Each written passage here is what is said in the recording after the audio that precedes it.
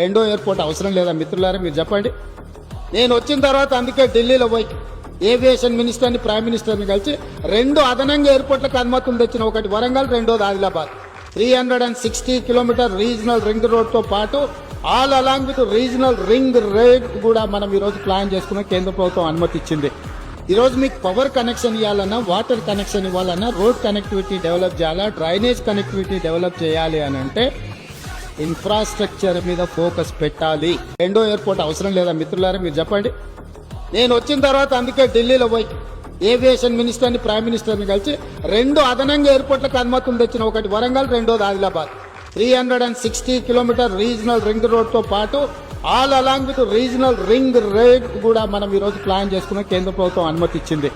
ఈరోజు మీకు power connection ఇవ్వాలన్నా, వాటర్ కనెక్షన్ ఇవ్వాలన్నా, రోడ్ కనెక్టివిటీ డెవలప్ చేయాలా, డ్రైనేజ్ కనెక్టివిటీ డెవలప్ చేయాలి అని అంటే ఇన్ఫ్రాస్ట్రక్చర్ మీద ఫోకస్ పెట్టాలి. రెండో ఎయిర్పోర్ట్ అవసరం లేదా మిత్రులారా? మీరు చెప్పండి.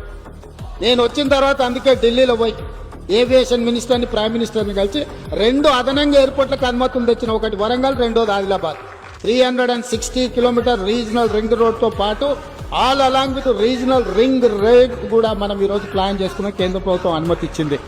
ఈరోజు మీకు పవర్ కనెక్షన్ ఇవ్వాలన్నా, వాటర్ కనెక్షన్ ఇవ్వాలన్నా, రోడ్ కనెక్టివిటీ డెవలప్ చేయాలా, డ్రైనేజ్ కనెక్టివిటీ డెవలప్ చేయాలి అని అంటే